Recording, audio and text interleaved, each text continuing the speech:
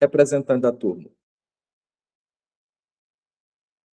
Vou gravar aqui, quando for mais tarde ou amanhã, já deve estar disponível lá na plataforma essa gravação, para vocês assistirem depois.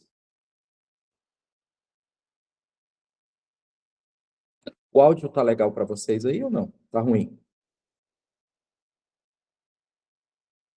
Agora esta chamada está sendo gravada.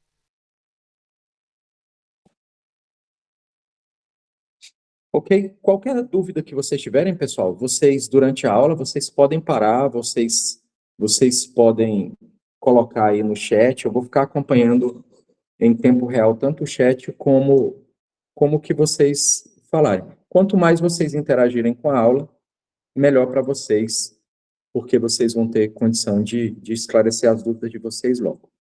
Então, só deixando claro, o conteúdo de vocês, ele envolve aminoácidos, proteínas, aí tem a parte metabólica de carboidratos, de proteínas, só que provavelmente, vocês só vão conseguir compreender bem esse assunto se primeiro vocês entenderem a parte geral. Independente se você vai pegar um carboidrato, ou um lipídio, ou um aminoácido, ou um ácido nucleico, ou uma vitamina, ou uma proteína, independente do que você vai pegar, a primeira coisa que você precisa compreender é a parte geral. Você tem que saber olhar para uma estrutura e reconhecer, por exemplo, essa estrutura aqui é polar ou apolar, essa estrutura aqui é ácida ou básica.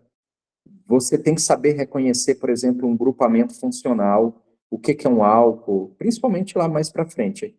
O que que é um aldeído, o que que é uma amina, uma amida. Vocês têm que saber compreender, por exemplo, o que é uma ponte de hidrogênio, porque isso vai ser importante para entender ligações peptídicas. Tem que saber ponte de hidrogênio. Você tem que saber, por exemplo, um conceito básico, que é um pKa, o que que ele representa, o pH, como que a gente interpreta o pH. Eu sei que muitos desses conteúdos talvez vocês já tenham algum conhecimento lá do ensino médio. Mas, de qualquer forma, eu vou trabalhar essa aula de hoje em nivelamento. Porque como aqui normalmente a sala vai ser heterogênea, então o que que eu vou fazer? Eu vou trabalhar de maneira geral o conteúdo, e hoje a gente vai ver a parte de nivelamento. Na aula de quinta-feira, 19h30, eu aguardo vocês. Quinta-feira, 19h30, a gente vai ver a parte de aminoácidos. Aí no sábado que vem, se for possível para vocês, a gente vai ver proteínas. E aí até a gente concluir o conteúdo. Eu quero concluir com vocês até a véspera, por exemplo, da primeira semana de setembro, que talvez seja o primeiro grupo de provas. Então, quando for ali, antes da prova, da primeira prova que tiver, eu quero estar com o assunto pronto. De qualquer forma, se vocês já quiserem ir adiantando o assunto, estudando o material que está na plataforma, fazendo exercício, lendo, fazendo essa sala de aula investida, vai ser bom porque vocês já vão conseguir pegar com antecedência o conteúdo e quando vocês chegarem na aula aqui comigo, vocês, professor, tem um negócio que eu não entendi, ou tem uma coisa aqui que estava no slide do professor, o senhor não abordou no material. Aí vocês vão me dando esse feedback para a gente conseguir ir fazendo o melhor, para que vocês realmente tenham bons resultados. Ok? Então, vamos iniciar. Então, vamos começar por uma coisa básica. O que que é uma valência? Quando você pega a química orgânica, e vocês têm que lembrar que a bioquímica vai trabalhar principalmente com composto orgânico, quando a gente pega a química orgânica, o que que a química orgânica estuda? Vocês ainda lembram lá do ensino médio? A química orgânica, ela estuda os compostos que têm como base estrutural o carbono e o hidrogênio. Então, em outras palavras, a química orgânica estuda os compostos formados por carbono. Observem que o elemento principal da química orgânica é o carbono. Então, a química orgânica, ela estuda os compostos que são formados à base de carbono. E como o foco da química orgânica são os compostos formados de carbono, e como a bioquímica estuda compostos orgânicos, então na bioquímica eu vou precisar compreender as características do carbono. Eu não tenho como me ver livre disso. Eu vou ter que lembrar disso. Então, quais são as principais características? Quais são as principais características do carbono? Alguém ainda lembra aí do ensino médio? Quais as principais características do carbono? Vamos lá? Quem lembra?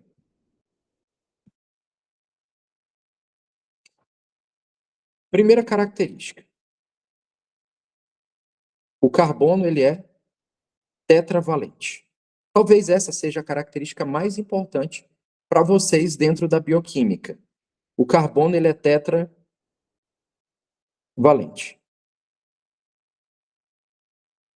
Lembra que tetra quer dizer 4 e valente é a valência, é a quantidade de ligações que o carbono pode fazer. Então, quando eu digo que o carbono é tetravalente, o que eu estou dizendo é que o carbono pode fazer 4 ligações. Então, o carbono ele pode fazer 4 ligações. Então, quando eu pego o carbono pode fazer 4 ligações simples. O carbono ele pode fazer 2 simples e uma ligação dupla. Ou o carbono pode fazer 2 ligações duplas. Ou o carbono pode fazer uma ligação tripla e uma ligação simples. Independente se ele vai fazer tudo simples, como é o caso aqui, ou se ele vai fazer duplas, ou se ele vai fazer duplas e simples, ou tripla e simples, independente disso, o carbono vai fazer 4 ligações. Ok? É isso que eu não posso esquecer de jeito nenhum. Então, o carbono, por ser um elemento tetravalente, ele vai fazer 4 ligações. O que que vocês precisam lembrar? Todas as vezes que o carbono só fizer ligação simples, a gente diz que esse carbono é saturado. Então, essa ligação é uma ligação saturada. Quando esse carbono fizer duplas ou triplas, a gente diz que essa ligação é uma ligação insaturada. Insaturada. Isso aqui vai ser importante para a gente entender os lipídios lá na frente.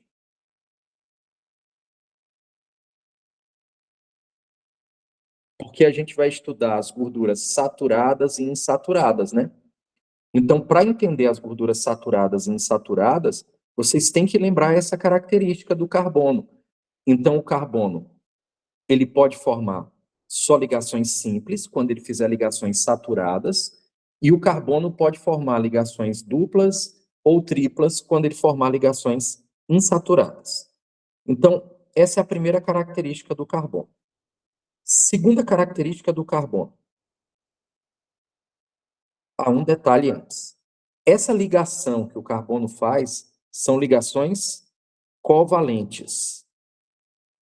Ligações covalentes.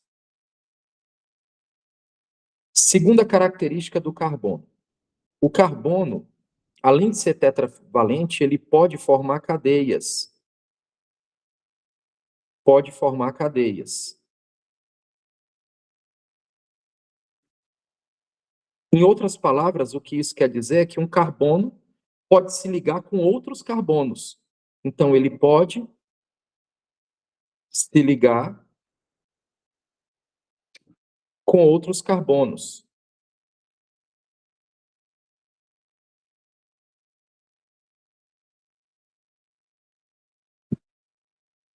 O carbono ele tem essa característica.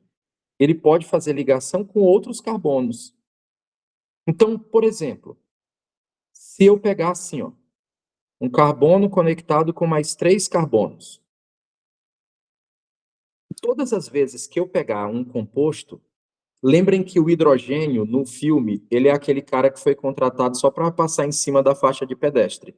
Não tem aqueles caras que no filme, tá lá o ator principal do filme correndo e todo mundo tentando pegar ele, o cara saltando o prédio e tem um cara que a única função dele foi passar em cima da faixa de pedestres. Esse é o hidrogênio. O hidrogênio é o cara que dentro dos compostos orgânicos a função dele é preencher os espaços. Então a gente vai ver quantas ligações aquele carbono está fazendo e baseado na quantidade de ligações que esse carbono está fazendo, a gente vai preencher os espaços que faltam para 4 ligações. Então, por exemplo, ó, esse carbono aqui já fez uma ligação aqui. Se ele fez uma ligação aqui, para ele completar 4 ligações, eu vou precisar de 3 hidrogênios. Então, eu vou completar esse carbono com hidrogênios. Ó. A mesma coisa esse segundo carbono aqui. Ó. Se ele já fez uma ligação aqui, para ele completar as 4 ligações, eu vou preencher o que falta com hidrogênio. Ó. Observe que esse carbono já fez uma ligação aqui e fez outra aqui. Então, ele fez 2. Se ele fez 2, eu só vou precisar de mais 2 hidrogênios. Já esse carbono aqui da ponta, ele já fez uma ligação aqui, ó. Então, para ele completar as 4, eu preciso colocar mais 3 hidrogênios. Então, eu vou preencher os espaços aqui com hidrogênio. Todas as vezes que eu pegar um composto que ele for formado exclusivamente de carbono e hidrogênio, então, ó, se o composto só tem carbono e hidrogênio, a gente dá o nome para esse composto de hidrocarboneto. Hidrocarboneto. E de agora eu já quero que vocês aprendam um negócio que a gente vai precisar lá em aminoácidos. Quando a gente for fazer a classificação dos aminoácidos, a gente vai classificar os aminoácidos em polar e apolar. Então, de cara, eu já quero que vocês lembrem o seguinte: todas as vezes que a gente tiver hidrocarboneto, hidrocarboneto sempre vai ser apolar. E o que quer dizer apolar? Quer dizer que ele não tem polos. Não tem polos. Não tem carga. Então, quando ele é apolar, ele está sem carga. Até aí, alguma dúvida ou deu para compreender até aí? Talvez vocês estão olhando, mas isso aqui não tem nada a ver com o assunto. Realmente, por enquanto, eu estou introduzindo o assunto. Depois, quando essas coisas a gente for aplicar lá na frente, vocês vão ver que faz todo sentido. E talvez esse seja o ponto que vocês precisam para destravar completamente na disciplina. Então, o que são hidrocarbonetos? Hidrocarbonetos são compostos formados exclusivamente de carbono e hidrogênio. Os hidrocarbonetos, eles são apolares. Isso quer dizer que os hidrocarbonetos não têm carga. A gente fala de uma maneira mais técnica, a gente diz o seguinte, que o momento de polo, eu não vi ela falando isso no material, então pode ser que não seja útil, mas vai que um professor trabalha. O momento de polo é nulo.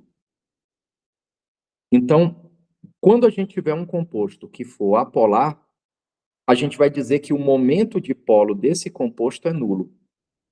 Ou seja, a somatória de todas as forças que agem nesse composto, quando a gente soma todas as forças que agem no composto, ela vai dar 0. É isso que é o momento de polo. A somatória de todas as forças que agem no composto dá 0. Agora, na prática, qual é a importância de saber que um hidrocarboneto é apolar? Alguém sabe me dizer? De maneira prática, qual é a importância de saber que um hidrocarboneto é apolar?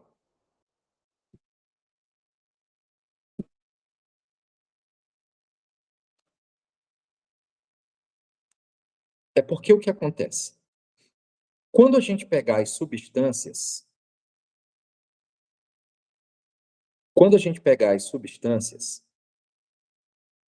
de maneira geral, não importa se é um aminoácido, se é uma proteína, se é um carboidrato, se é um lipídio, sempre que a gente pegar as substâncias de maneira geral, a gente vai classificar essas substâncias em dois grupos. A gente vai classificar essas substâncias em polares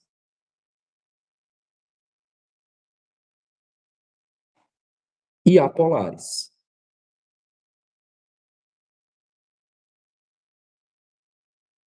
Quando uma substância ela for polar, a gente vai chamar essa substância de hidrofílica. Hidrofílica. Ou a gente pode chamar essa substância de hidrossolúvel. Hidrossolúvel. Então, uma substância que for polar, ela vai amar a água, porque filio vem do grego filéu, que quer dizer amor fraterno. Então, uma substância hidrofílica é uma substância que ama a água, ela tem alta afinidade por água. Então, quando uma substância for polar, ela é solúvel em água, hidrossolúvel. Ela tem afinidade por água. Ela gosta de água. Então, uma substância hidrofílica ou hidrossolúvel, isso quer dizer que ela dissolve em água. Então, sempre que a gente pegar uma substância hidrossolúvel, ela vai dissolver em água. Vocês vão ver lá na frente que os aminoácidos, eles podem ser hidrofílicos, aminoácidos que dissolvem a água, e eles podem ser hidrofóbicos, aminoácidos que não dissolvem água. Então, quando a gente pegar uma substância que não dissolve em água, a gente vai dizer que essa substância ela é lipofílica, ou a gente pode dizer que ela é lipossolúvel,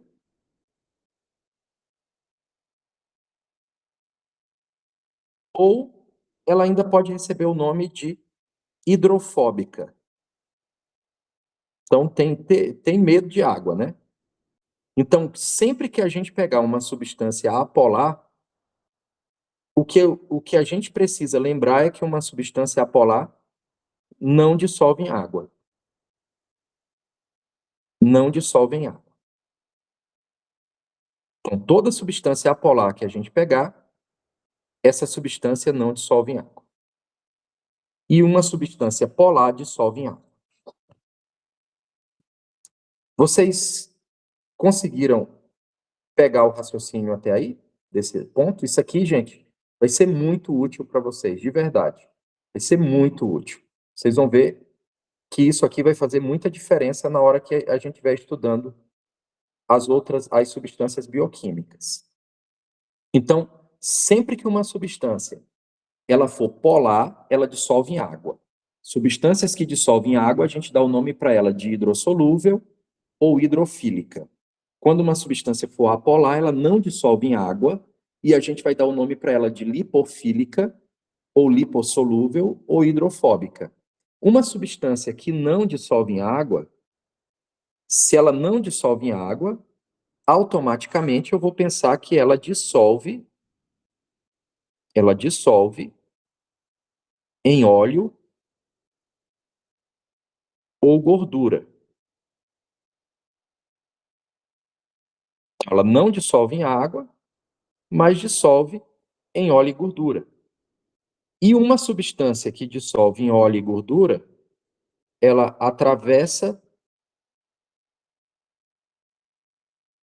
facilmente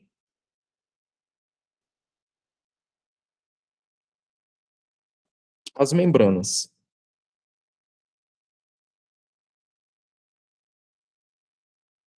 Das células. Então, uma substância que é lipossolúvel, ela tem passagem livre pela célula.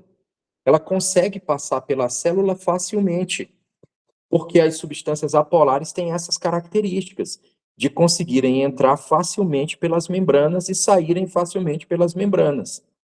Então, por exemplo, quando a gente pega uma enzima é uma proteína. As proteínas normalmente são lipossolúveis. Elas vão conseguir passar pelas membranas com facilidade, atravessar as membranas da célula. Então, quando a gente diz que um hidrocarboneto é apolar, o que a gente está dizendo na prática é que esse hidrocarboneto ele é hidrofóbico. Hidrofóbico. Então, quando vocês pegarem um composto orgânico, vocês vão pensar assim: quanto mais carbonos e hidrogênios tiver nesse composto, mais hidrofóbico ele vai ser. Gravem essa regrinha que ela vai ser muito útil na hora de classificar os aminoácidos. Então, o que vocês vão lembrar? Quanto mais carbonos e hidrogênios um composto tiver, mais hidrofóbico ele vai ser.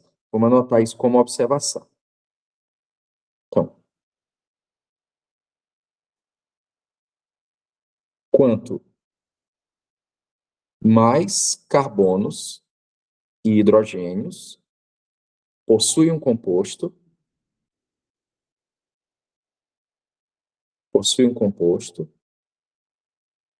mais apolar esse composto vai ser, e, portanto, logo, mais hidrofóbico. Quer dizer que quanto mais carbonos e hidrogênio tiver um composto, menos esse composto é capaz de interagir com a água. Conseguiram entender isso? O que pode acontecer na hora da prova? Ela te dá lá uma substância e te pergunta o seguinte: essa substância aqui tem boa interação com a água ou ela tem boa interação com lipídios? Ou ela te dá lá uma substância e pergunta o seguinte: a característica desse aminoácido é uma característica hidrofóbica ou é uma característica hidrofílica? Ou seja, esse aminoácido tem afinidade por água ou não tem afinidade por água? Então, quanto maior for a cadeia desse aminoácido de carbono e hidrogênio, menos afinidade com água ele vai ter. E quanto mais elementos diferentes de carbono e hidrogênio ele tiver, mais afinidade por água ele vai ter. Vocês conseguiram pegar esse raciocínio? Preciso saber porque isso aqui, gente, vai ser muito importante para vocês. Conseguiram entender o que eu disse?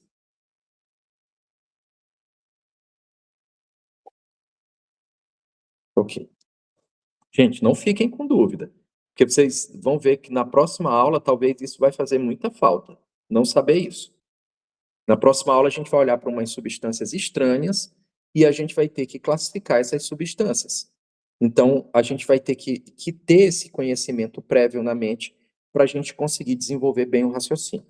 Então, vocês vão lembrar assim. Quanto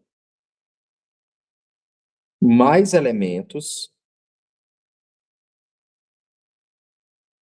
diferentes de carbono e hidrogênio,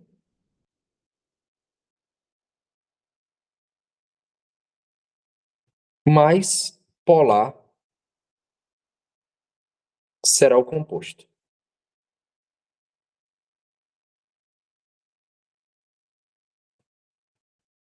Logo, mais hidrofílico.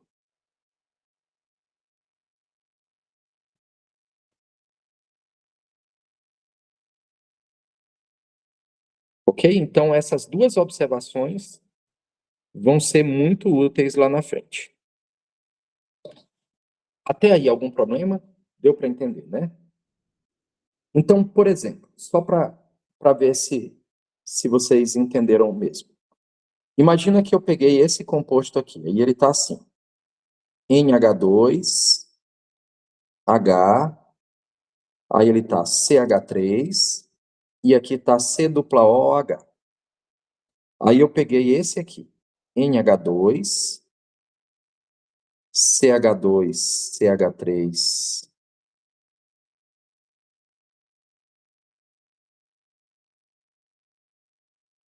Se eu pegasse esses dois compostos, composto A, composto B, se eu perguntasse para vocês qual desses dois compostos, comparando um com o outro, qual vai ter mais afinidade por água e qual vai ter menos afinidade por água? Vamos lá, como é que vocês me responderiam? Desses dois, Eu pode acho que é a falar. letra B. Que tem mais afinidade com água. Com água? E a letra A tem menos afinidade com água? Sim. Alguém tem outra ideia? Só. Alguém tem outra? Todo mundo concorda com ela, então? Vamos entender. Quando vocês pegarem um composto, para vocês saberem se ele tem mais ou menos afinidade com água, a primeira coisa que vocês vão fazer é circulem todos os elementos que são diferentes. Diferentes que eu me refiro de carbono. Todos os elementos que forem diferentes de carbono, circulam. Então, ó, eu tenho 1, 2, 3. Se eu pegar esse aqui, ó, eu também tenho 1, 2, 3 elementos diferentes. Então, vocês vão circular os elementos que são diferentes. Vocês estão vendo que a quantidade de elementos diferentes é a mesma? A quantidade de elementos diferentes de carbono e hidrogênio é a mesma.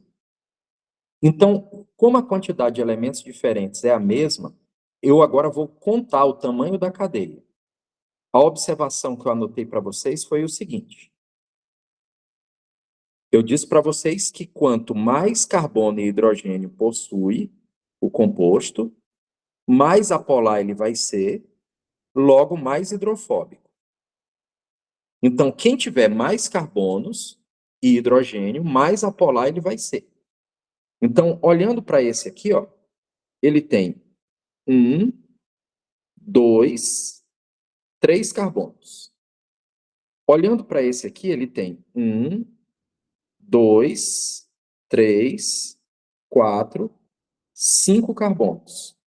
Esse composto aqui tem mais carbono.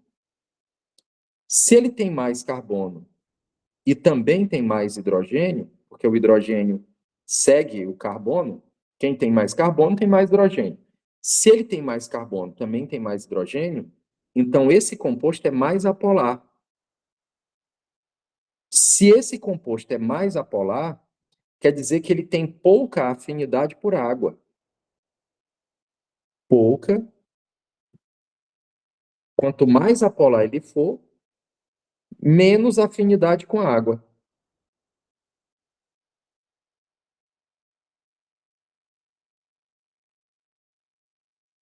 Um composto que tem pouca afinidade com água, a gente diz que esse composto ele é hidrofóbico. Hidrofóbico, não dissolve em água. Então, esse composto que é apolar tem pouca afinidade com água, então ele é um composto hidrofóbico.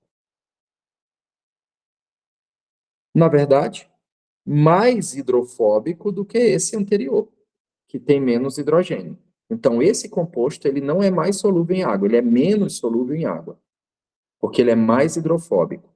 Então, esse composto aqui, ó, é menos solúvel em água do que o ar. Entenderam como é que vocês vão pensar esse modelo de exercício? Compreenderam isso? Sim. Ok. Então essa é a primeira coisa que a gente tem que saber para a gente entender bem bioquímica. Nós temos que ter esse conhecimento. Além disso, a gente precisa saber reconhecer algumas substâncias. Por exemplo, por que o nome é aminoácido? Aminoácido. O nome é aminoácido porque se eu dividir esse nome bem no meio, eu vou encontrar que ele tem um grupamento amino e ele tem um grupamento ácido. O grupamento amino é sempre que tiver um carbono ligado a NH2 ou quando tiver 2 carbonos ligados a NH ou quando tiver 3 carbonos ligados a N. Então, sempre que tiver nitrogênio sem o oxigênio, a gente tem um grupamento chamado de amina. Então, isso aqui, ó, é o que a gente chama de aminas. Lembra que a amina é a namorada do mala, né? A amina. Então, a amina é a namorada do mala. A namorada do mala aqui pode se aparecer de 3 maneiras. Pode se aparecer como um carbono só ligado a um nitrogênio, ligado a N2, NH2. Isso aqui, ó, 99,99% é isso aqui que vocês vão encontrar. Certo? Então, essa é a representação mais importante. Quando aparecer essa representação, a gente chama essa amina, que está nessa representação, de amina primária. Amina primária. Então, a amina primária é aquela que o nitrogênio só está ligado a um carbono. Se o nitrogênio aparecer ligado a 2 carbonos, como é o caso aqui, a gente chama isso de amina secundária. Amina secundária. Pessoal, isso aqui não vai cair muito. O que mais vai cair é a amina primária. Tá? Mas pode ser que apareça lá, então vocês têm que ter noção do que é. E isso aqui vai ser importante lá na frente, quando vocês forem estudar anestésicos, lá em farmacologia. E lá no ciclo clínico, quando vocês forem também lá para o internato e vocês precisarem diferenciar um anestésico de outro, vai ser importante vocês saberem isso aqui. Isso aqui também vai ser importante lá em fisiologia do sistema neural, porque vocês vão ver lá que existem neurotransmissores que são chamados de catecolaminérgicos. O que é uma catecolamina? Catecolamina é quando tem uma amina, ok? Então, sempre que tiver uma amina, a gente tem uma catecolamina. Então, isso aqui não vai ser importante só para bioquímica, não. Isso aqui vai ser importante também para farmacologia, e vai ser importante também para toxicologia, e vai ser importante também para vocês entenderem as catecolaminas. Né? Se vocês estão estudando fisiologia do sistema neural, breve vocês vão estudar os neurotransmissores. E aí tem os neurotransmissores que são a catecolamina, que são aminas. Então eu tenho que saber o que é uma amina de qualquer forma, mesmo que não caia na prova de bioquímica. Então, uma amina primária é quando o carbono está ligado a o nitrogênio está ligado a um carbono só. Quando o nitrogênio está ligado a 2 carbonos, a gente chama isso de amina secundária. E se esse nitrogênio estiver ligado a 3 carbonos, a gente chama isso de amina terciária. Amina terciária. Vocês entenderam isso? Entenderam? Sim. Ok. Então, todo mundo já sabe o que é uma amina? É quando tiver um nitrogênio ligado a carbonos. Então, por exemplo, isso aqui é a estrutura de um aminoácido. Está vendo que bem aqui, ó, tem um nitrogênio. Bem aqui, ó, tem um nitrogênio ligado a carbono. Esse nitrogênio aqui, ó, está ligado a esse carbono. Então, eu tenho esse carbono e esse carbono está ligado com esse nitrogênio. Então, esse grupamento bem aqui é uma amina. Se eu perguntasse para vocês se essa amina bem aqui é primária ou secundária, o que vocês me diriam? Essa amina é primária ou secundária? Primária. Primária. Ó, essa amina só está ligada a um carbono. esse nitrogênio só está ligado a um carbono.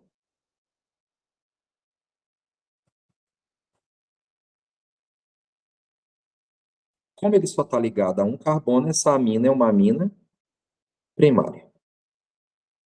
Então, a gente já entendeu metade do nome aminoácido. Já sabe que o nome é amino porque tem um grupamento amina. Agora, vamos entender por que o nome tem também a palavra ácido. Um ácido é sempre que você tiver um carbono ligado a dupla O e OH. Então, sempre que tiver um carbono ligado com dupla O e OH, ou ele pode aparecer assim, ó, COOH. Ele pode aparecer assim de maneira simplificada. Sempre que aparecer isso aqui, a gente chama isso aqui de ácido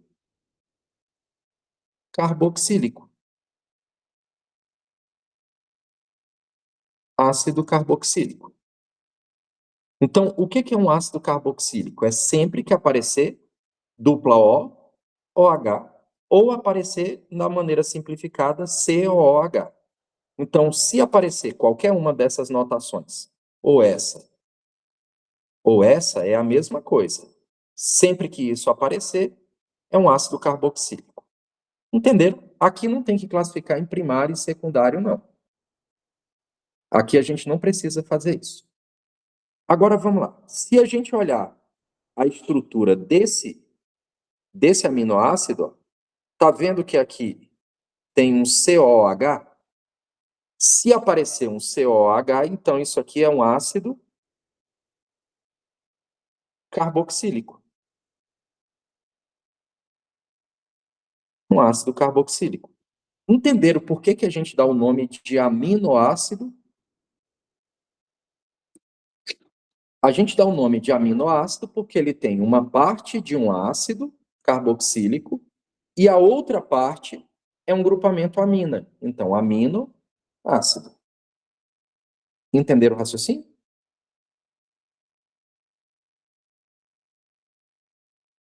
Agora vamos lá. Quando vocês pegarem um aminoácido, o carbono de um aminoácido, normalmente, ele é um carbono alfa. Por que no aminoácido, normalmente, a gente tem um carbono alfa? Alguém sabe me dizer o motivo? Que esse carbono é chamado de alfa?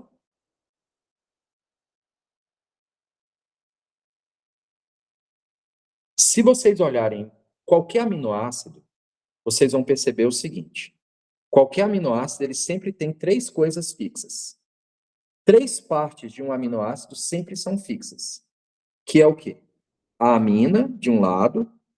Ó, todo aminoácido vai ter a amina de um lado, o ácido carboxílico do outro e o hidrogênio do outro. Todo o aminoácido, essas três partes sempre vão estar fixas. Ele sempre vai ter uma amina, um ácido e um hidrogênio. O que muda é esse R aqui, ó. Esse R é a maneira simplificada da gente dizer que aí pode ser qualquer coisa. Então, esse R aqui, esse R pode ser qualquer coisa.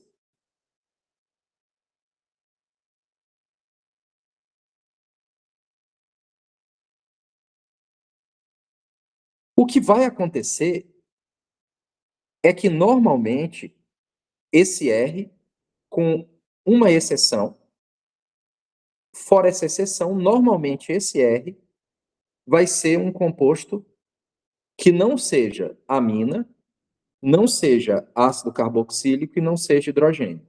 Então, esse R vai ser qualquer coisa, só que normalmente,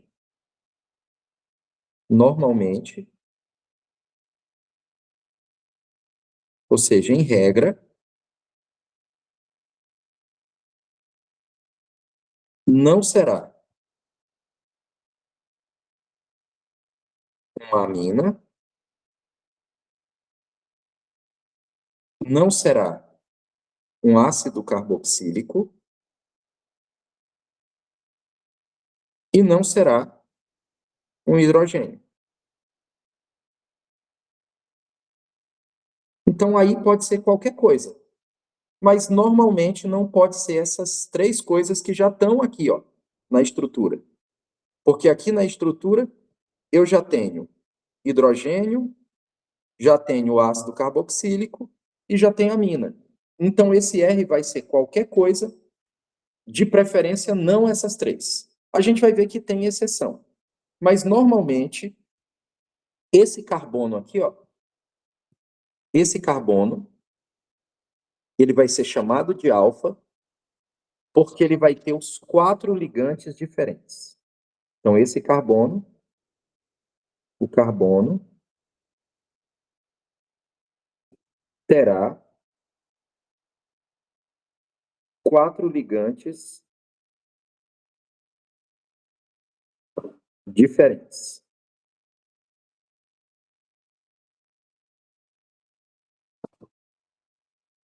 Quando a gente pega um carbono que tem 4 ligantes diferentes, isso quer dizer o que na vida real? Eu peguei um carbono, esse carbono tem 4 ligantes diferentes. O que isso quer dizer na vida real?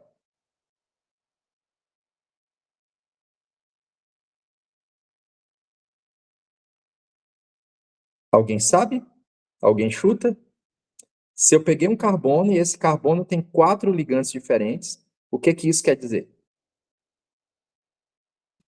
Isso quer dizer, pessoal, que esse carbono que tem 4 ligantes diferentes, ele é chamado de carbono. Tem que decorar esse nominho, isso aqui vai ser importante. Ele vai ser chamado de carbono quiral. Então, se eu pegar um carbono que tem 4 ligantes diferentes, esse carbono vai ser chamado de carbono quiral. Um outro nome que pode ser dado é assimétrico. Assimétrico é o mesmo que quiral. É só vocês pensarem no que o nome assimétrico quer dizer. Simétrico quer dizer que um lado é igual ao outro. Simetria, né? Então, simetria é quando um lado é igual ao outro. Assimétrico é quando os lados são diferentes. Isso quer dizer que todas as vezes que eu pegar um carbono e esse carbono tiver 4 ligantes diferentes, esse carbono vai ser assimétrico ou quiral. O nome quiral é mais importante. Vocês entenderam o que é um carbono quiral?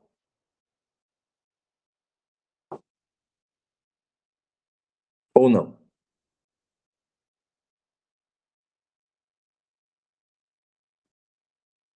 Entendi. Gente, os outros, alguma dúvida? E vocês vão ver que esse alfa aqui, ó, ele vai ser importantíssimo dentro dos aminoácidos.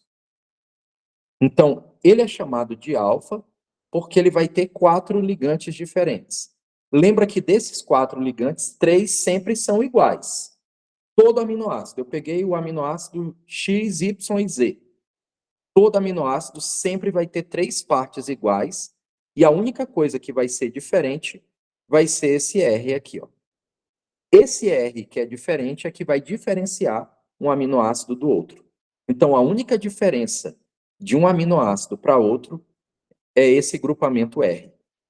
O que vai aparecer nesse R vai diferenciar um aminoácido do outro. Entenderam? Então, o R, o radical R, que é uma maneira simplificada de dizer que aí tem alguma coisa, o radical R diferencia um aminoácido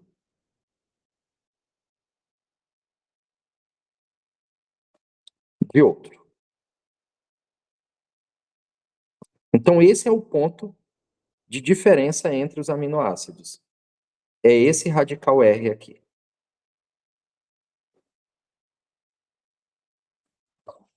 Ok?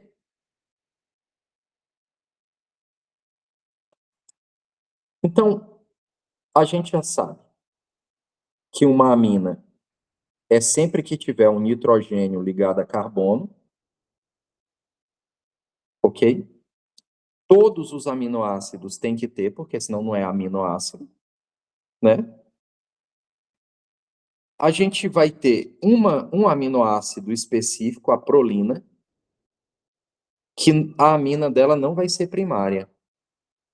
Na prolina, nesse aminoácido, a amina vai ser uma amina secundária. Normalmente é uma amina primária nos aminoácidos. Só que na prolina vai ser uma amina secundária. Lembra o que é uma amina secundária? É aquela em que o nitrogênio está ligado a 2 carbonos. Então, quando eu pegar o nitrogênio ligado a 2 carbonos, eu tenho uma amina secundária. Outra coisa a gente já sabe o que é um ácido carboxílico. O ácido carboxílico é sempre que aparecer COOH ou COO com menos em cima. Daqui a pouco a gente vai ver por que desse menos. Então, todos os alfa-aminoácidos vão ter ácido carboxílico. Porque lembra, se é aminoácido, tem que ter tanto o grupamento amina como o grupamento carboxila. Tem que aparecer nos dois. Esse aqui, ó, vai ser importante. Já adianto para vocês, porque no material de vocês tem um destaque para esse aminoácido aqui, ó, cisteína. O material de vocês tem um destaque. Então, aconselho vocês a lembrarem o que tem na cisteína. A cisteína é um aminoácido que tem um grupamento chamado de tiol. Tiol. Quando é que a gente tem um tiol? Quando tudo que tiver tio é porque tem um enxofre. É quando tem enxofre e hidrogênio na estrutura. O aminoácido que tem o grupamento tiol é a cisteína. Gravem isso, lá na frente a gente vai ver uma doença, uma patologia, que é provocada pela cisteína. Hoje, como eu ainda não estou focado em aminoácido, mas eu já quero que vocês lembrem que sempre que aparecer esse termo tiol, é porque tem um enxofre na estrutura. Então, apareceu tiol, quer dizer que tem enxofre na estrutura. Ok. Aí, aqui é só mais do mesmo. Álcool e fenol a gente ainda vai ver o que é. Tá? Então, não se preocupem com álcool e fenol agora, mas já vou adiantar. O álcool é quando tem carbonos ligado ao OH. E o fenol é quando tem um benzeno ligado ao OH. Então, se tiver um benzeno ligado ao OH, a gente dá o nome para isso de fenol. Fenol. Se o carbono que estiver ligado com o OH não for o benzeno, a gente vai dar o nome para isso de álcool. Então, OH ligado com qualquer carbono que não seja benzeno é álcool. OH ligado com benzeno, fenol. Certo? Então, sempre que for um álcool ou um fenol, vai ter que ter um OH. Por exemplo, a gente vai encontrar na serina, na treonina, na tirosina, ok? Tudo isso aí tem álcool e tem fenol na estrutura. E a gente tem as amidas. Gente, cuidado. Amina e amida não é a mesma coisa. A amida é sempre que tiver um carbono que tenha nitrogênio, mas esse carbono que tem o nitrogênio tem dupla O. Então, se eu pegar um carbono que tem nitrogênio e tem dupla O, a gente não dá o nome para isso de amina. A amina é só o nitrogênio. Ó. O carbono aqui não tem. Veja que esse carbono aqui, ó, não tem dupla O, só tem o nitrogênio. Então, isso é amina. Certo? Porque esse que tem o dupla O aqui, ó, não é o mesmo carbono que o nitrogênio está ligado, é outro esse aqui. Agora, quando a gente pegar a amida, o mesmo carbono que tem o nitrogênio tem dupla O. Entenderam a diferença de amina e amida? Compreenderam a diferença?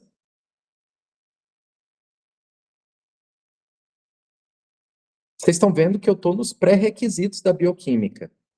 Se eu não compreendo esses pré-requisitos, eu fico olhando para aquelas substâncias e perdido. Eu não sei o que está acontecendo ali naquelas substâncias, porque eu não tenho esses pré-requisitos. Ok? Até aí algum problema?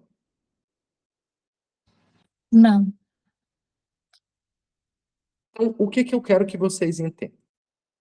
Quando vocês pegarem esse R, quanto mais carbonos ele tiver, mais apolar ele vai ser.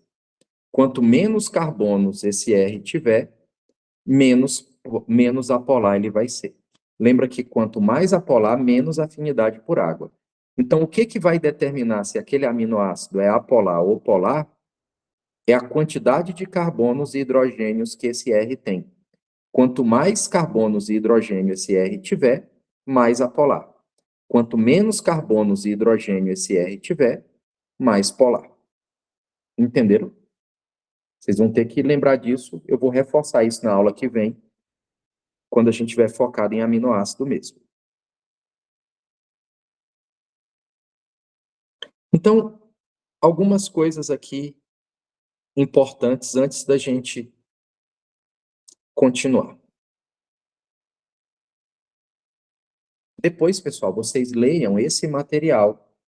Na plataforma já tem esse material em espanhol, tem esse material em português, e eu vou colocar esse aqui comentado lá também. Porque aí vocês podem ir observando, fazendo as anotações do comentário, ou baixar o material comentado no tablet. Esse que está comentado está em português. Tá, mas lá tem esse mesmo material em espanhol para vocês estudarem já em espanhol para estar melhor para a prova.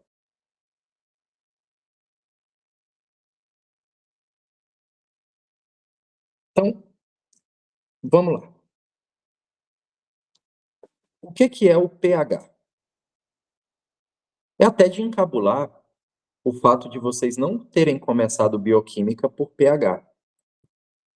Porque todos os livros de bioquímica começam a bioquímica entendendo primeiro pH. E os currículos, em geral, de todas as universidades começam por pH. Mas foi uma boa estratégia não começar por pH, porque se tivesse começado por pH, ia ter muito cálculo, vocês iam ficar mais assustados ainda com isso aqui. Então, o pH, pessoal, é chamado de potencial hidrogênio-iônico.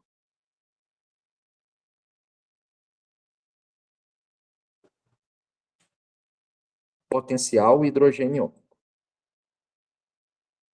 O pH ele vai medir o quanto de hidrogênio tem dentro de uma solução. Então, o pH é a medida em logaritmo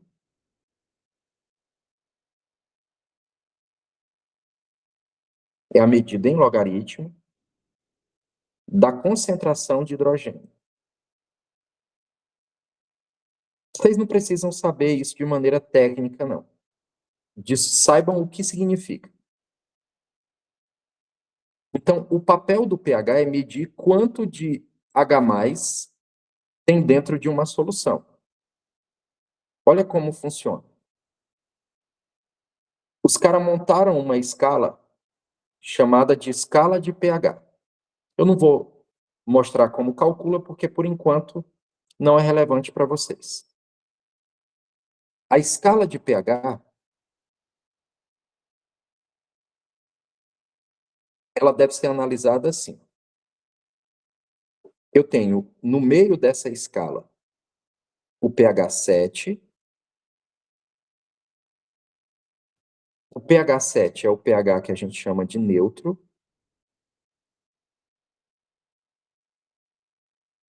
Abaixo de 7,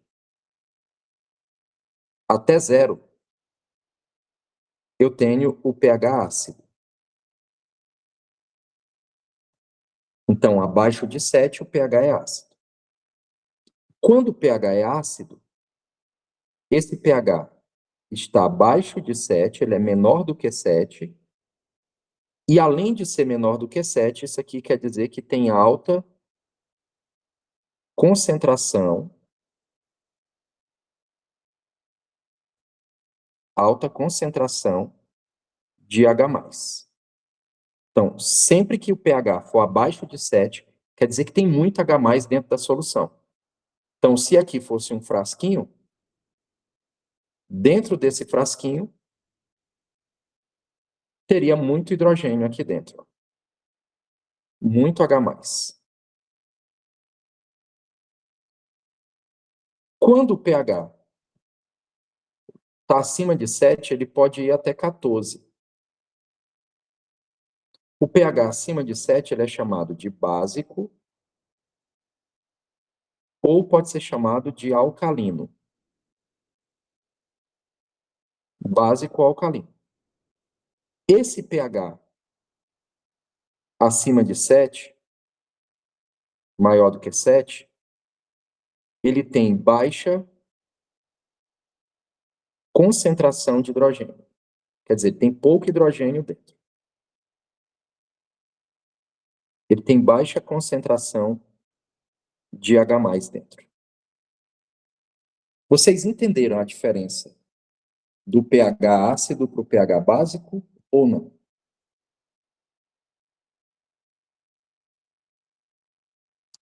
Entenderam?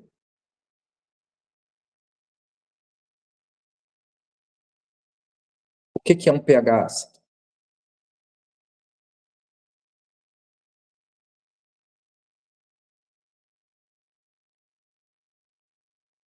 pH ácido é aquele que tem muito hidrogênio. Isso vai ser fundamental para a gente entender aminoácido. pH ácido é aquele que tem muito hidrogênio. pH básico é aquele que tem pouco hidrogênio. Certo? O pH ácido está abaixo de 7, o pH básico está acima de 7. Então, se a gente tivesse, por exemplo, um frasquinho aqui, esse frasquinho teria pouco hidrogênio dentro. Então, aqui muito, aqui pouco.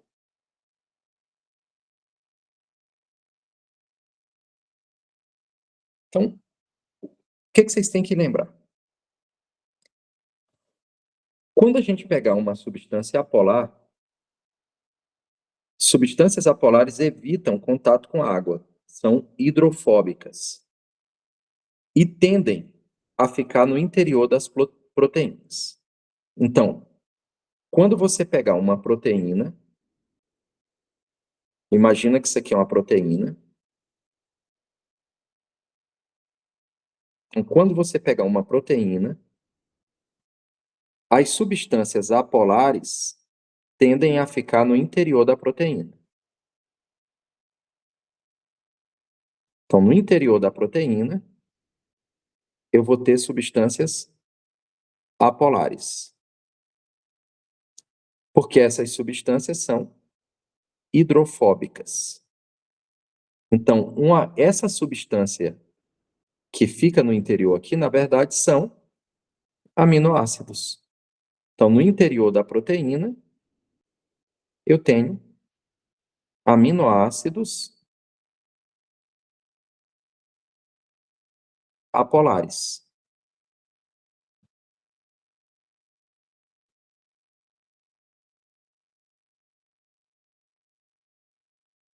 Ok? Então, sempre que eu olhar uma proteína, o interior dela tende a ter aminoácidos apolares. Outra coisa importante.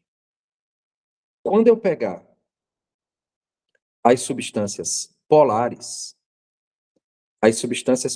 formam pontes de hidrogênio com a água. O que são pontes de hidrogênio? Pontes de hidrogênio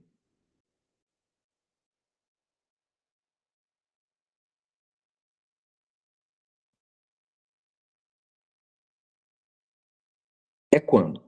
Lembra que a proteína ela vai estar assim, ó.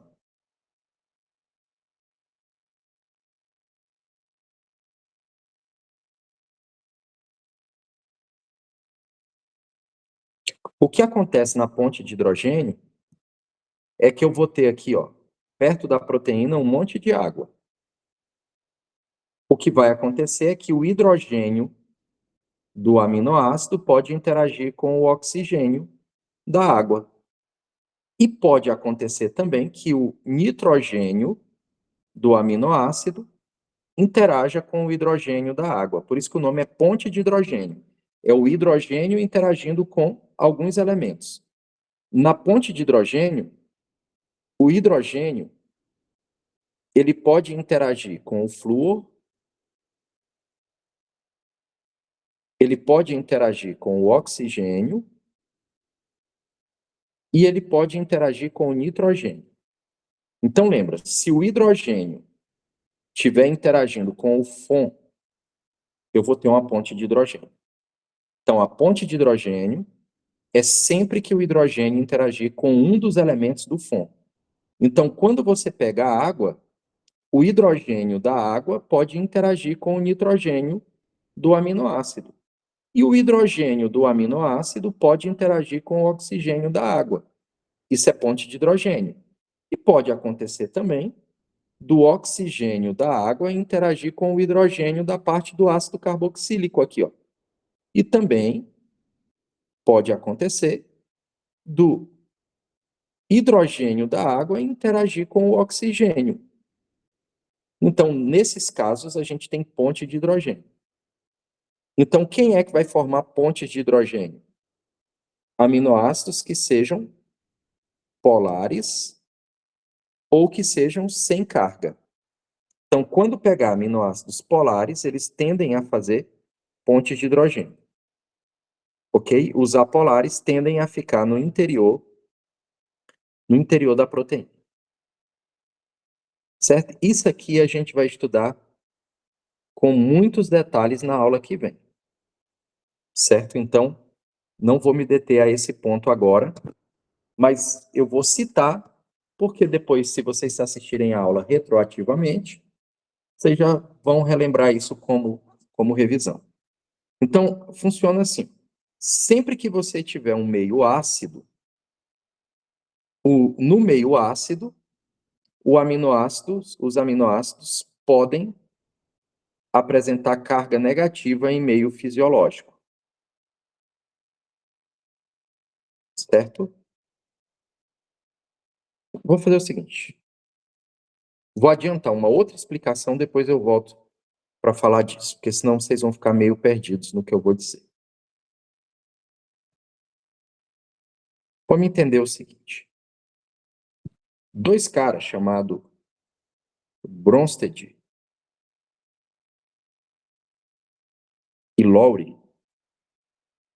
Gente, vocês estão achando difícil ou está entendível por enquanto?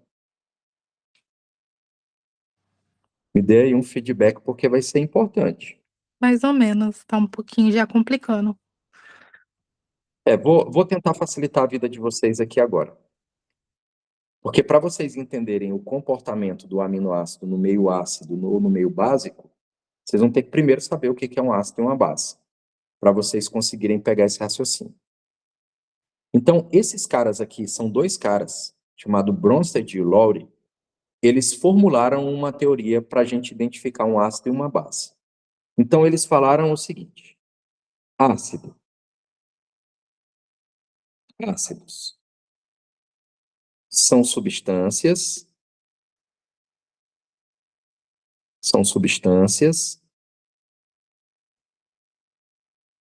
doadoras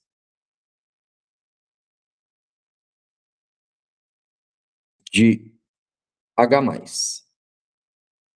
Então, substâncias que são doadoras de H+, elas vão ser chamadas de ácidos. E bases? Bases são substâncias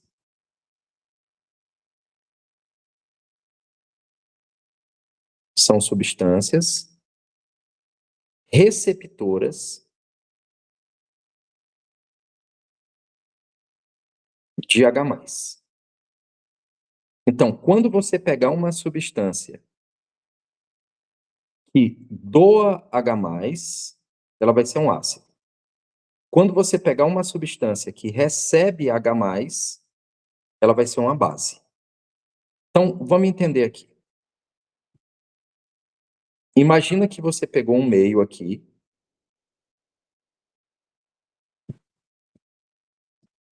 Você pegou aqui um meio. Aí você entupiu esse meio de H+. Então, você pegou um meio e entupiu esse meio de H+. Se esse meio está cheio de H+, se ele tem alta concentração de H+, ele é um meio ácido ou básico? Ácido ou básico? Ó, quando um meio tem muito H+, ele é um meio ácido. Quando um meio tem pouco H+, ele é um meio básico. Não pode perder isso de vista, gente. Isso aqui não é opcional, tem que saber isso. Então, esse meio é um meio ácido ou básico? Ácido. Ácido. Se ele tem muita concentração de H+, então esse meio é um meio ácido. Se eu pegar um aminoácido e colocar no meio ácido, por exemplo,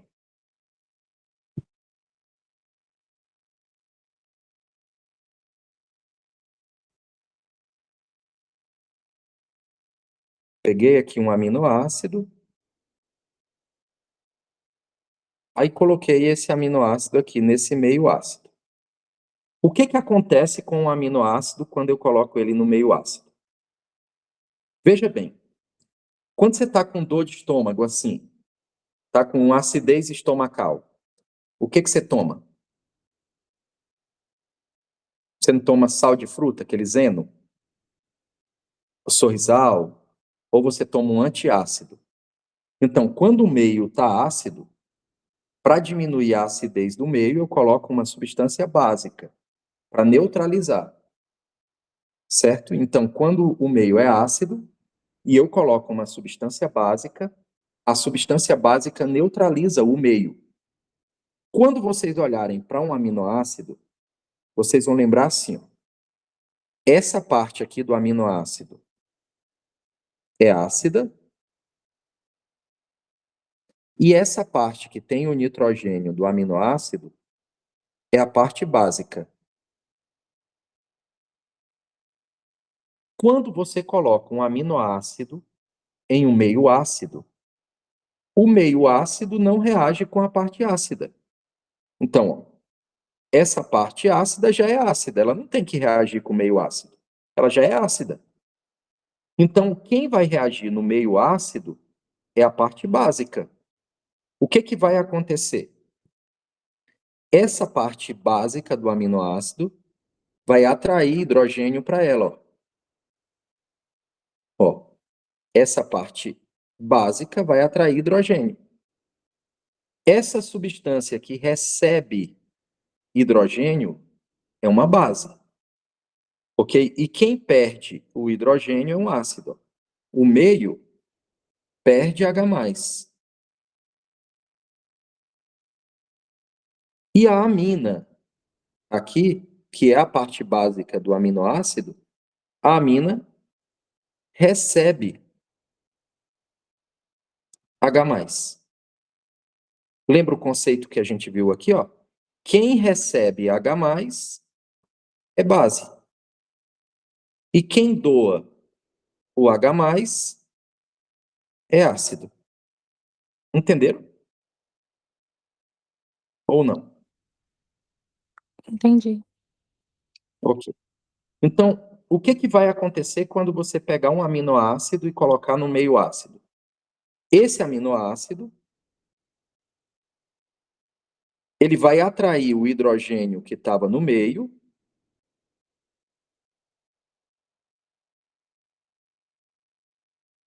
e ele que tinha 2 hidrogênios aqui, ó, o aminoácido tinha 2 hidrogênios, Como ele vai receber mais um hidrogênio que está aqui, então agora ele vai ficar com quantos?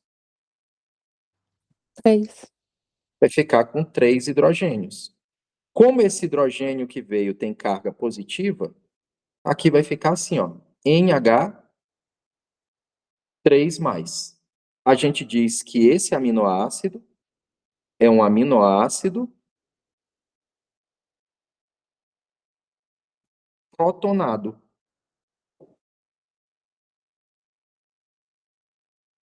Aminoácido protonado. Por que esse termo protonado? Porque H+ é o mesmo que dizer próton. Próton. Então, quem recebe H+, recebe próton. Por isso que a gente diz protonado. Entenderam por que que recebe o termo de protonado? Sim. Então, o que que é um aminoácido? Quando que um aminoácido fica protonado? Quando que um aminoácido fica protonado? Quando ele recebe H+ do meio. Quando eu pego um aminoácido e coloco no meio ácido, ele recebe H+ do meio, lá no nitrogênio dele, e ele fica protonado, quer dizer, ele ficou com um hidrogênio a mais. Protonado quer dizer, possui um H+, possui um hidrogênio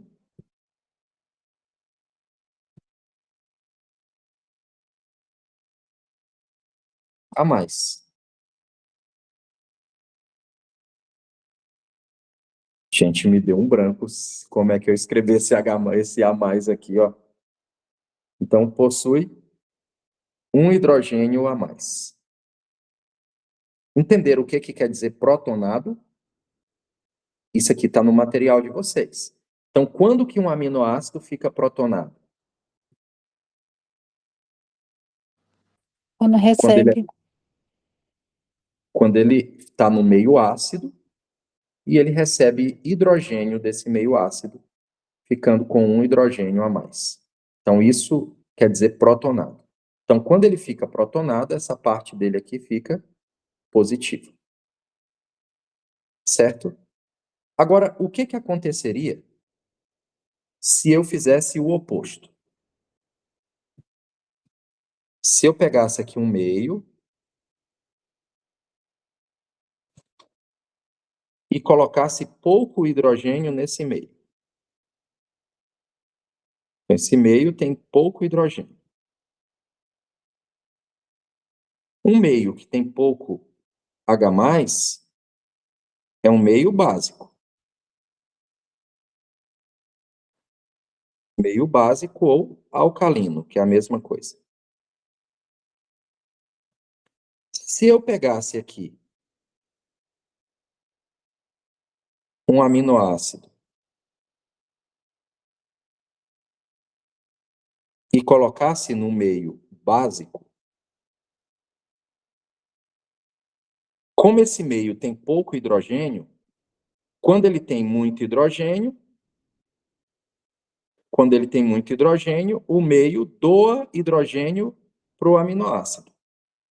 Certo? Quando ele tem pouco hidrogênio, aí é a hora do aminoácido fazer o caminho oposto. Quando ele tem pouco hidrogênio, o que que o aminoácido faz?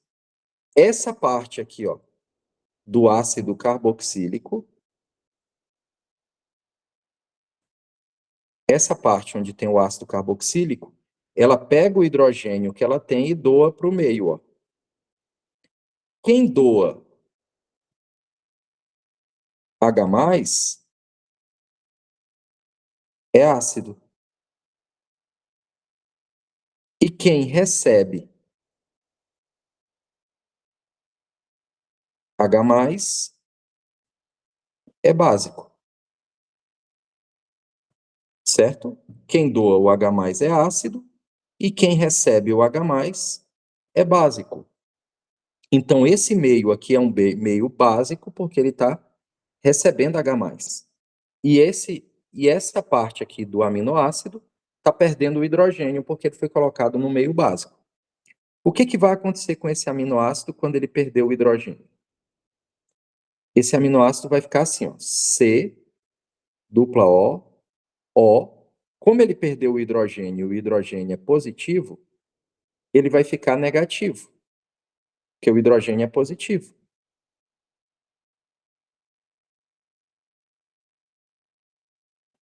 Então, esse meio aqui, ó,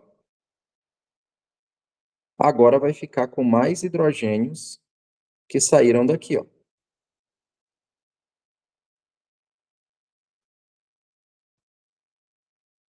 Minha pergunta é, esse aminoácido, ele está protonado ou não? Ele está protonado, ele recebeu próton, carga positiva, ou ele doou carga positiva?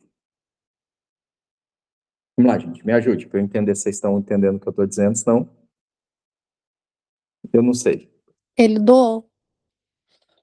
Se ele tivesse recebendo, eu ia dizer que ele estava protonado. E quando ele perde, eu digo que ele está desprotonado. Desprotonado.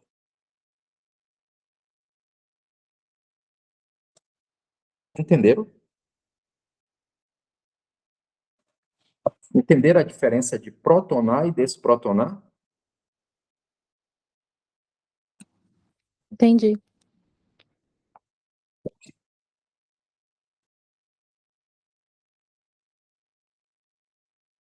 Pessoal, estou quase encerrando essa primeira aula nossa, que é para trabalhar essa parte básica mesmo, tá? Para a gente entender essa parte aqui que vai fazer muita diferença. Mas eu já estou dando uma adiantada em aminoácido com vocês, certo? Mas nós vamos ter a próxima aula que vai ser focada quinta-feira só em aminoácido. Então, essa parte aqui, ó, é para vocês entenderem isso. Então, o que é um ácido? O ácido do H+, que é o mesmo que chamar de próton. A base recebe H+. O pH indica a quantidade de H+ que tem no meio, certo? E o que é o pKa?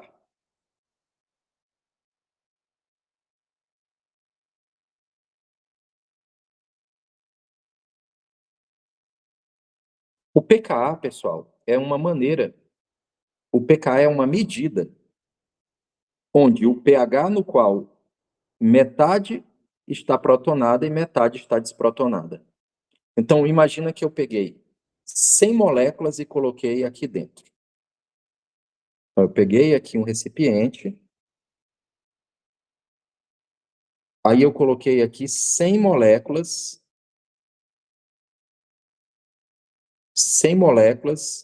de um aminoácido.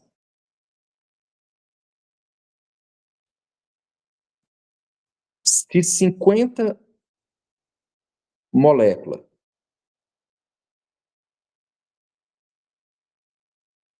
estiverem protonadas,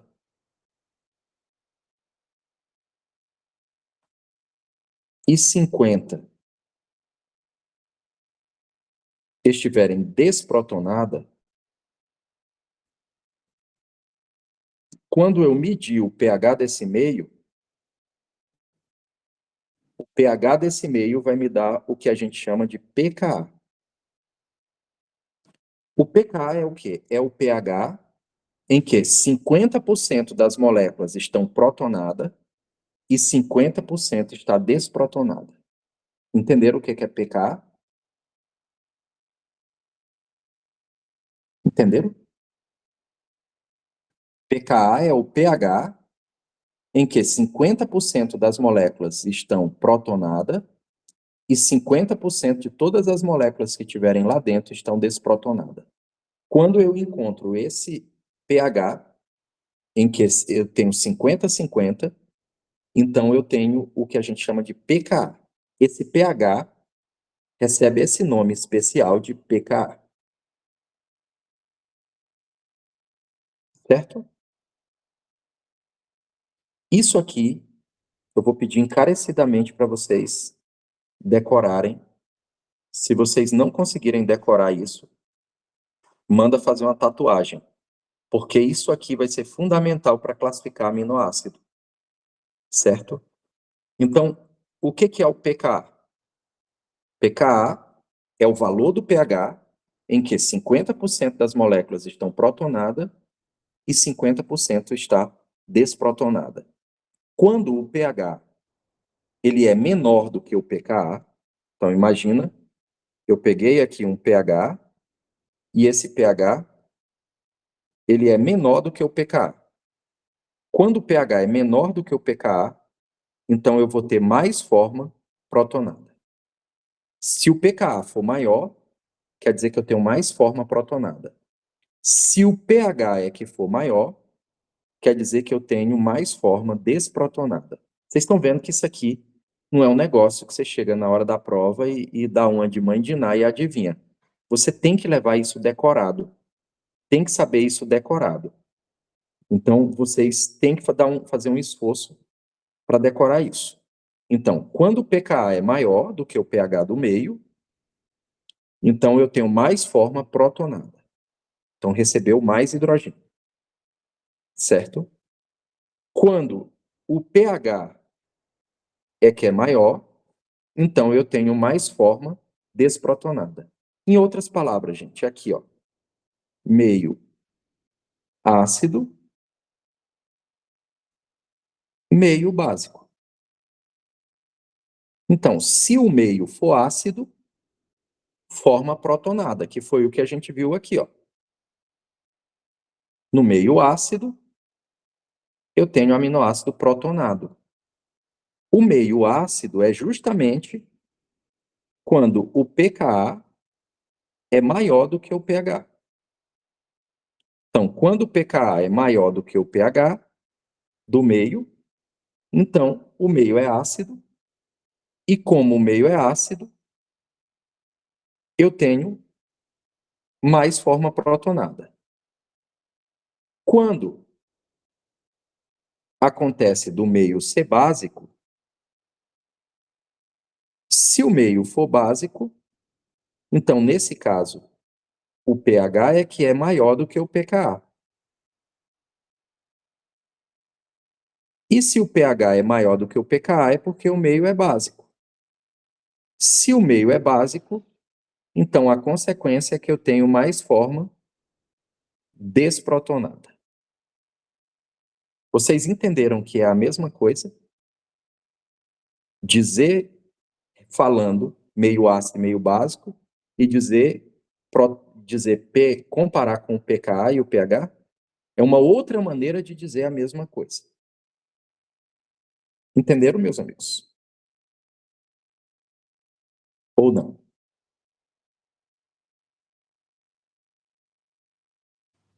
Entendi. Agora, para a gente finalizar. Essa é a última coisinha que a gente vai ver hoje. E aí, o que que eu espero de vocês? Que até quinta-feira, vocês peguem esse material, faça a leitura. Tudo que eu falei está aqui. Faça a leitura do material. E quando vocês terminarem a leitura, vai ter aqui os exercícios. Eu quero que vocês tentem fazer esses exercícios. Esses exercícios foram tirados da lista que a Isabela me mandou. Então, é bem parecido com o que vai cair na prova de vocês. Então, o que que vocês vão fazer? Vocês vão ler o exercício, tentar fazer. Não conseguiu, não se desespere, porque a gente está na primeira aula, eu vou ainda detalhar muita coisa aqui. Mas se não conseguiu, eu quero que vocês façam pelo menos isso. Eu quero que vocês venham aqui e eu deixei aqui abaixo o comentário de todas as questões. Todas as questões estão comentadas. Para quê? Porque se a prova de vocês, por acaso, for uma prova aberta, eu já deixei o comentário aqui para vocês. Aí vocês tentem estudar no material que já está em espanhol, que aí vocês já vão escrever em espanhol, né, a leitura. Então, eu estou dando mastigado para vocês. O que eu quero que vocês façam agora é o quê? Durante essa semana. Peguem a lista de exercícios, são poucos, dá para ali em 15 minutos vocês resolvem. Ok? Se vocês não tiverem tempo mesmo de fazer, sei que é corrido, pelo menos faz o quê? Pega o exercício e lê o comentário das questões. Porque aí vocês já vão crescer, certo? Aí, durante essa semana, vocês vão fazer essa leitura dos 20 comentários que tem aqui, ó. Então, todas as questões comentadinhas, passo a passo, com o que vocês têm que saber. Certo?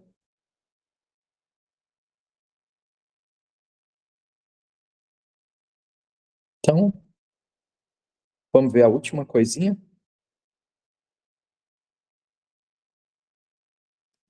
Observem. Observem que funciona assim. Quando você tem um aminoácido que foi colocado no meio ácido, ele vai ficar protonado. E como ele vai ficar protonado, ele vai ficar com carga positiva. Certo? Então, alguns aminoácidos ficam protonados. Quando você pegar um aminoácido e colocar no meio básico, ele vai ficar desprotonado, sem o hidrogênio, ó, aqui com o hidrogênio a mais, protonado. Ficou com carga positiva. Aqui ficou com um hidrogênio a mais, então ele está com carga negativa. Né? Então, aqui ele está protonado. Aqui ele está desprotonado.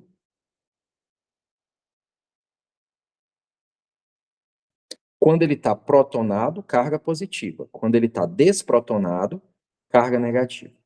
E agora eu vou dar um conceito para vocês que vocês podem ter absoluta certeza que vai estar na prova de vocês. Pode anotar aí, vai estar na prova isso aqui. A prova vai te perguntar o que é esse zwitterion. Na verdade, ele é o quê? Quando a molécula possui simultaneamente uma carga positiva e uma carga negativa, a gente chama isso de ponto isoelétrico. Ou seja, se ela está de um lado positiva, do outro lado negativa, então a positiva e a negativa se anulam, ela fica com carga zero. Certo? Quando essa molécula tem carga líquida média zero, ou seja, somando a parte positiva com a parte negativa, ficou zero, a gente diz que essa molécula está no ponto isoelétrico. Então, o que é o ponto isoelétrico?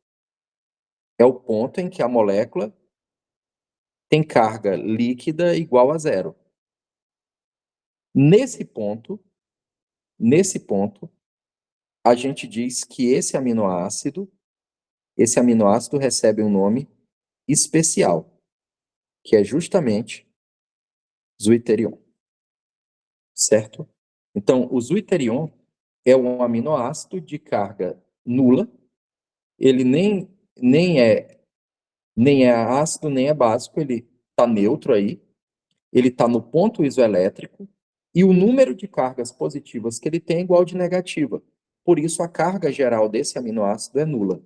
Então, sempre que pegar esse aminoácido de carga nula, a gente vai dar esse nome especial para ele. Entenderam? Entenderam isso? Se a mesma quantidade que protona é a quantidade que desprotona, ele vai ter carga igual a zero. Entenderam, meus amigos, isso? Então, a gente vai ficar por aqui hoje. Essa era a proposta da primeira aula, era a gente trabalhar esses conceitos básicos, porque aí agora vocês dominando esses conceitos básicos, a gente vai conseguir entender cada detalhezinho de aminoácido e proteína. Alguém quer tirar alguma dúvida? Ou tá tranquilo para vocês? Para mim tá tranquilo.